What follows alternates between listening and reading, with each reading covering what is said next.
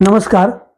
मी प्रदीप जोशी आणि आपण पाहत आहात प्रदीप जोशी साहित्य.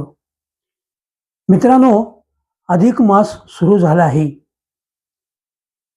सासूरवाडीत एक वेगळाच माहोल निर्माण झाला आहे.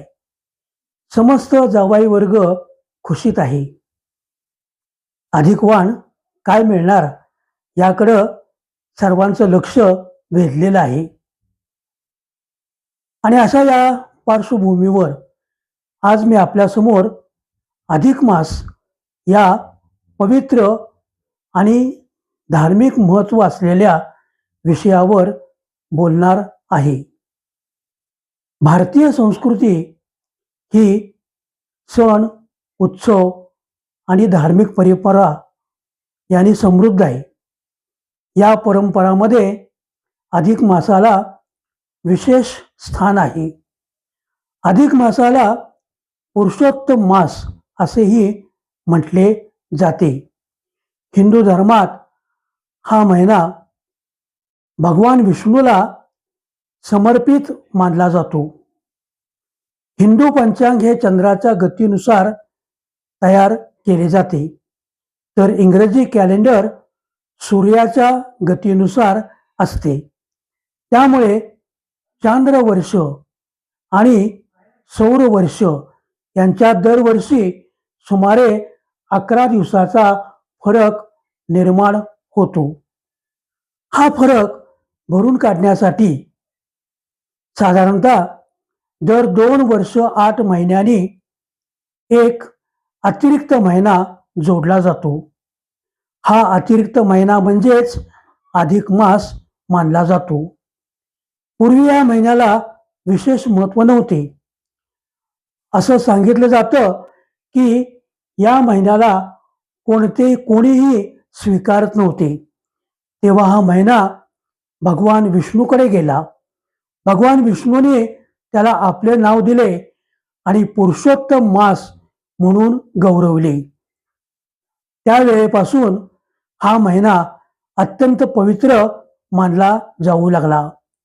अधिक मासात लोक पूजा, तप, जप, दानधर्म, उपवास, सत्संग याला विशेष महत्त्व देतात. या काळात रामायण, महाभारत, भगवद्गीता आणि भागवत यांचे वाचन केले जाते. अनेक लोक मंदिरात जाऊन भगवान विष्णूची भक्तिभावाने पूजा करतात.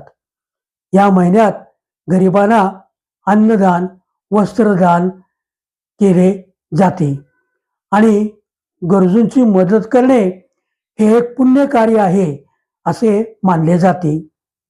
दान केल्याने पुण्य वाढते अशी श्रद्धा आहे. त्यामुळे लोक या काळात समाजसेवेची अनेक चांगली कामे करतात. अधिक मासात विवाह, गृहप्रवेश, नूतन व्यवसाय सुरू करणे यासारखी शुभकार्ये टाळली जातात, कारण हा काळ सांसारिक आनंदापेक्षा आध्यात्मिक साधनेसाठी महत्त्वाचा मानला जातो.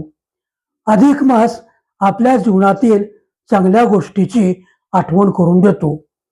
संयम, श्रद्धा, सेवा, दया आणि सत्कर्म याचे महत्त्व या महिन्यात विशेषपणे अधोरेखित केले जाते. आजच्या धावपळीच्या जीवनात माणूस अनेकदा मानसिक तणावामध्ये असतो. अशा वेळी अधिक मास आपल्याला आत्मचिंतन, शांतता आणि सकारात्मक विचार करण्याची प्रेरणा देतो. चला तर मग आपणही अधिक मासाच्या या पवित्र काळात चांगले कार्य अंगीकारूया, गरजूंना मदत करूया आणि आपल्या संस्कृतीची परंपरा जपूया. धन्यवाद. माझा हा व्हिडिओ आपणास कसा वाटला? आवडला असल्यास लाईक करा, शेअर करा, सबस्क्राईब करा आणि कमेंट देखील द्यायला विसरू नका. पुनश्च एकदा धन्यवाद.